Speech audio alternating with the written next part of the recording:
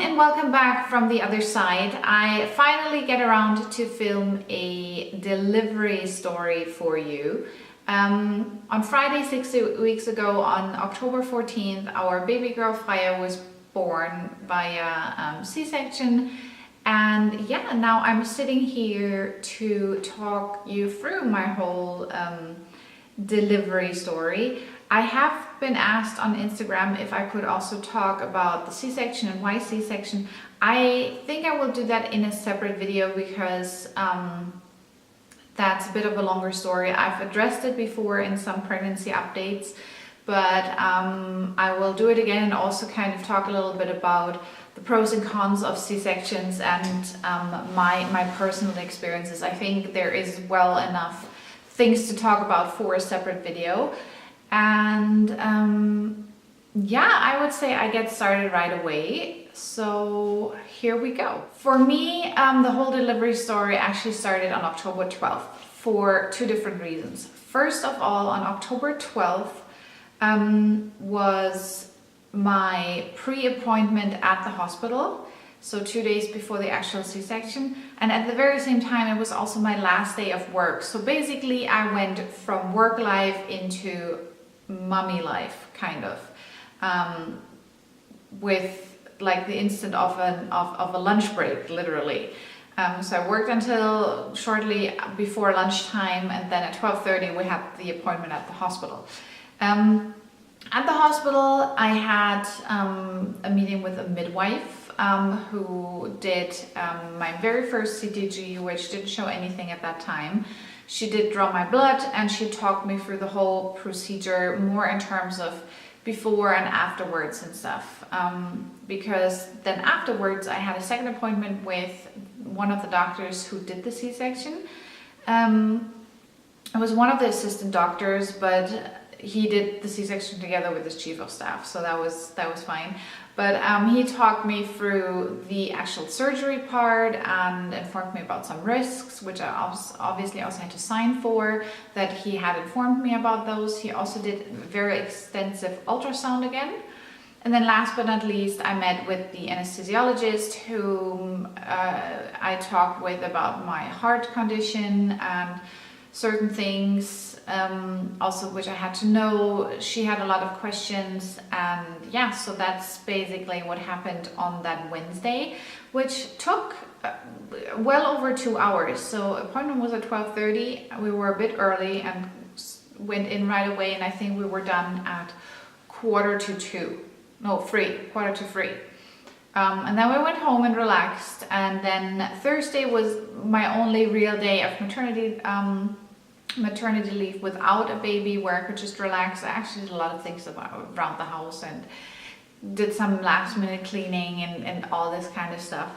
And then on Thursday afternoon I got a call again, which they had told me. So on Wednesday they had given me a time for the C-section, which was originally scheduled for 1:20, but the anesthesiologist, who obviously doesn't just do C-sections but all kinds of surgeries, and who has like an overview of all the ongoing surgeries, she said, I'm pretty sure they'll move you forward. Friday is pretty empty so far. So on Thursday afternoon I got a call. Hey Sarah, we moved you up or down.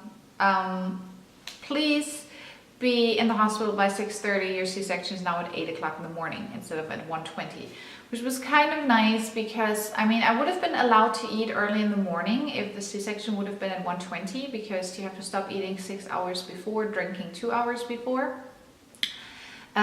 But staying sober afterwards and also being like anxious and, you know, nervous, I was happy that they moved it forward. So I had a very short night. I barely slept. I slept like maybe 2 or 3 hours. Got up at 4:45, got ready, Christopher got ready, and we left at 6 and we're in the hospital at 6:30 sharp. We didn't go into the maternity ward right away, but into labor and delivery, where they put us into a smaller room behind the actual labor rooms. I think it's like rooms for people who have a C-section or I think if they actually need all the labor rooms. Usually, so if you have natural labor, you can give birth in the labor rooms, and then you can stay in there for the time they have to kind of monitor you, usually around 2 hours, I think. But obviously, if they need the actual labor room, they have to put you somewhere else to monitor you, and I think those are the rooms they would use. Small room with a bed, and then like a side table thing for changing a child and stuff. So they gave me the hospital clothes. I had to change into them. So I had a gown, then one of those tube tops for the bonding afterwards, and the nice socks. I did that quickly, and then the midwife came and put the IV in, and I have to say I was positively surprised. So I've had 2 IVs before, the 2 times I was in the hospital for my heart condition. The first time I had it in the crease of my elbow, which was horrible because it hurt every time I moved my arm. So I basically didn't move my arm the whole time. The second time I had it on the top of my hand here, and I mean, if you move your fingers, you move the joints here as well. So that also hurt, and I didn't like it. But this time they put the IV on top of my arm, and obviously there's bone right under, so you can move the hand at the arm without it being moved, so it didn't hurt, which was actually quite nice. I mean, the putting in was not that pleasant. They actually had to try twice. They put it in here first, it slipped out again, so then she tried here, and that worked. But overall, I have to say I was pleasantly surprised by the IV and how it all went. That was definitely one of my concerns, because I'm really not good with pain. And then they came in and did another CTG, and the funny thing was that this time I actually had contractions. We are not quite sure if they were just because I was nervous and, you know, under pressure, obviously. It would have been fun to see how those contractions would have developed if the C-section wouldn't have taken place, because the midwife said they were quite strong, like definitely strong pre-labor. So I could feel them, we could see them on the screen, but yeah, we will never find out. But it was fun to see that something was happening. Yeah, and then it was basically time to roll up to the theater, how the British people say, so the surgery room, operating room. Right before the room, Christopher had to go through a different area together with the 2 midwives. I had a student midwife and a normal midwife. Not a normal, full midwife and a student midwife. And I was being transferred right into the surgery room. Where I had 2 anesthesiologists, the main anesthesiologist and a helper, which was nice because the helper was able to hold my hand. So they told me what they would be doing. She felt on the back of my spine and pressed quite hard, quite unpleasant, quite hurtful almost. And then the first shot they give you is actually not the actual epidural, but it's a numbing thing, medicine. And that one, I don't want to say it hurt, but it burned hurt. But looking back and thinking about how I'm really not good with pain, it was doable. It was definitely doable. It helped that I had someone's hand to hold, but it was definitely doable. And then she told me, okay, I prepared some other stuff now. We have to wait a little bit until it works, and then I'll do the other one, and then we can get started. And I felt her, like I heard her doing some stuff and like pulling plastic apart, probably like taking needles out. And I felt her like feel my spine again, and suddenly she said, okay, we're all done now, you have to lie down right away. I was like, what do you mean you're done? I'm like, yeah, I'm done. I didn't tell you, but it like the numbing works quite quickly, so I already put the epidural in, so you're done. Like, okay. And they tipped me over right away because of muscle memory. They have to do it right away, that you don't fall asleep in an awkward position. And then the other people in the room started their prep work. So they put up the screen, and then one of the nurses came and did the whole, you know, where they put the orange stuff on your belly, and then the surgeons came in, and I could feel that they were doing something, but I thought they were maybe just feeling how the baby was lying or something like that. And I actually said to Christopher at some point, like, Christopher, do you think they'll start soon? Because I thought I would at least kind of feel how they would do the initial cut or something. But that didn't happen, and literally seconds later, I heard our baby girl cry her, like, on the top of her lungs. She was screaming her guts out, which is really, really relieving, because if you have a C-section, that's not always the case, because sometimes they do have trouble breathing. So then Christopher went with the pediatrician and the midwives, and they did like the APGAR scores, where she had 8, 10, 10. They do it right after birth, 1 minute after birth, and 5 minutes after birth, I think. But she had 8, 10, 10, which is basically almost as good as it can get. Hoping she's not waking up now, because she's lying across from me on the couch. You might be able to hear her in the background. They did the APGAR score, measured her, weighed her, cleaned a little bit of the white smear off her, because there was quite a lot of it. And then they brought her out to me for another good 5 minutes, I think. I totally lost track of time, by the way. And then Christopher and the midwives went down to the room again, and then he got one of those bonding tops on and did the actual bonding. Usually the mom would do it, but obviously they had to sew me back up, so that wasn't possible. Let me get the baby real quick, because she is screaming. So here I am again. Good thing the camera is set in a way that you cannot see her. I'm holding her here. We actually decided to not show her on social media, and we stuck to it. We have a very, very small private Instagram account with, I think, 14 followers, and 2 of them are Christopher and me. And that's the way we like it. So where was I? So Christopher went down to do the bonding with her, which I thought was really, really nice, actually, because I mean, I've had her for 9 months, and I knew she was mine and everything, but I think it was nice for the dad, or it is nice for the dads, to have that bonding time as well. By the way, she was 2,900 grams and 48 centimeters, which is extremely small. Or not too small, but we thought like she would be way longer, at least, because at my 36-week appointment, I think I told you, the doctor told us that she is already 50 centimeters long. So we were like, okay, how is she 4 weeks, almost 4 weeks later, suddenly not longer, but shorter? So, and me, obviously, they had to still sew up, and what happened was, so I had talked with the doctor about she knew about my heart problems, and then she was like, okay, why is everyone talking about that you're having like an elective C-section, that you wanted it yourself?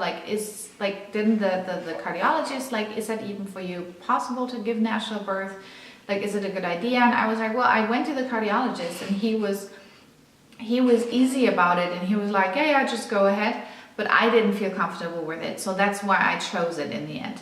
And what then happened while they were putting me back together, you do get a medicine that makes your uterus retract and go back together, because obviously you're not in labor, so usually your body would do that on its own, but you're getting the medicine for that. And they already gave me that medicine very, very slowly, way slower than they would give it to other people, because it causes problems with your blood pressure, and that it drops. And I've never had that kind of issues and stuff, but suddenly I really started having it, and she had to give me some other stuff to kind of push my blood pressure back up so that I wouldn't faint. I also really had like a pressure on my chest, like someone was sitting on my chest. It didn't concern me too much because I've had heart issues for so many years. But I think if someone never experienced that, I think I would have been worried. in that moment if I would have been that person.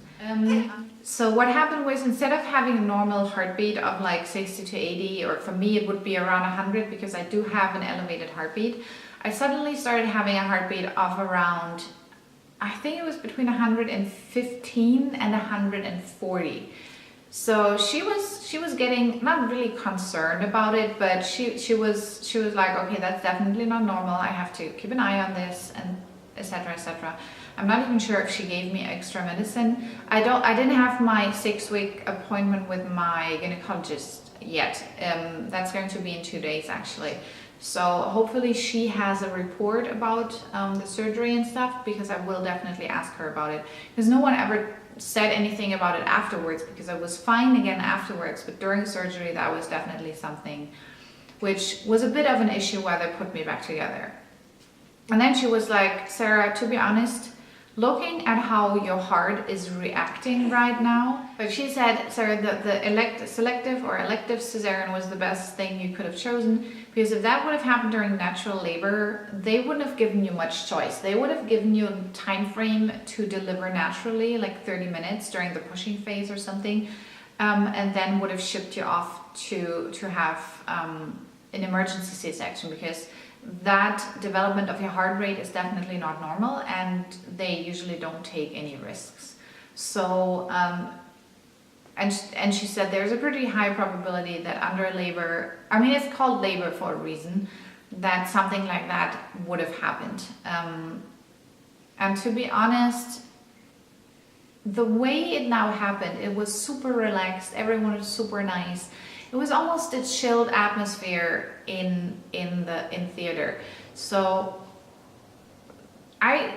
looking back, I think it was the best decision I could have made, because I really had the best experience ever.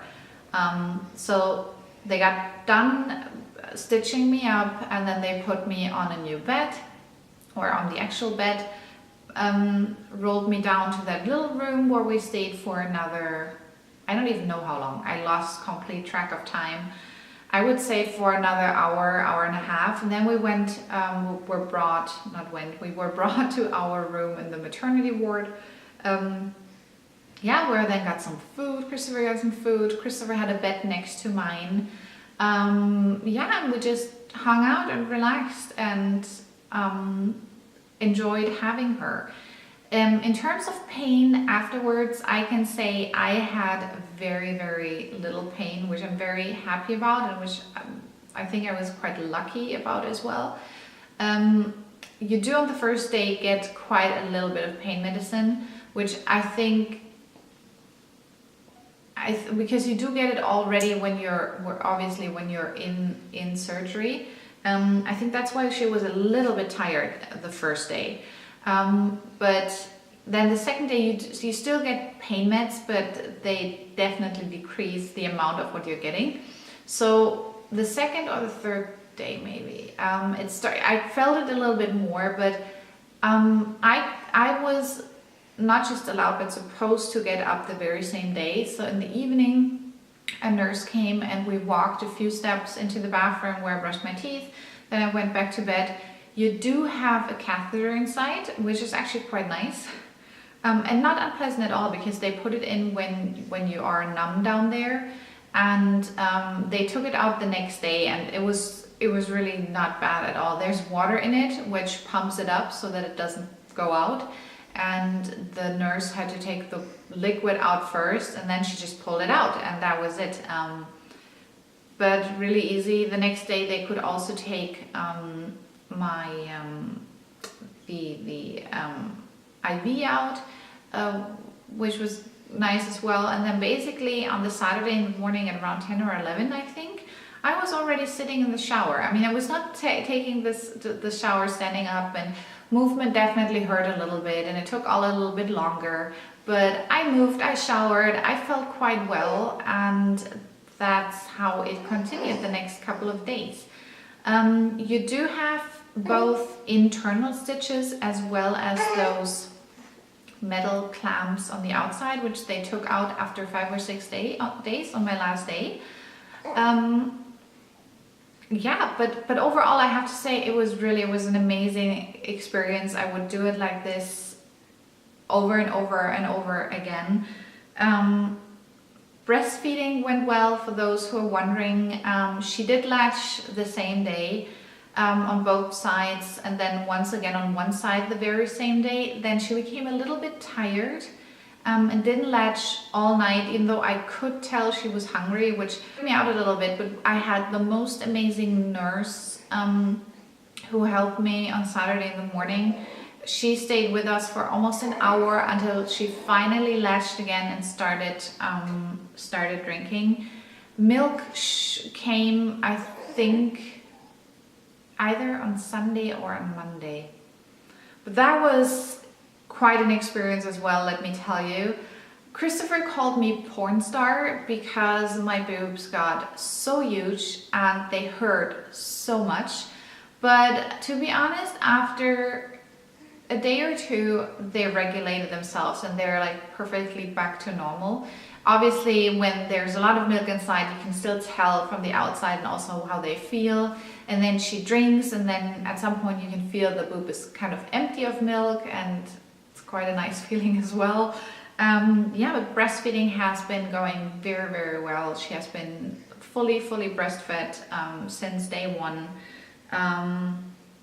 resulting in around, well, she gained 1.3 kilos about at that point. She's almost 4 kilos by now. And yeah, we are doing very well. I hope the doctor in 2 days will also say the same, that everything is healed, so I can start my after birth gym classes, which you're supposed to take. Yeah, I hope you like this video. I know it's a little bit all over the place because I have a sleeping beauty literally in my arms right now. That's just how it is with a little baby. You are being disrupted all the time. Like I said, I am going to do a separate video about the C-section, why I did it specifically, and some special things. I want to clear up some rumors, negative stigmas about C-sections. Yeah, and that was it. I will leave it like that. I have camera and lighting and stuff set up. I mean, right now I'm filming with natural light because I do have I brought it up from the basement, but I couldn't be bothered to put it up. But yeah, now that I have the camera out again, I hope to get back into a bit of a routine. Yeah, I will see you in my next video. Bye!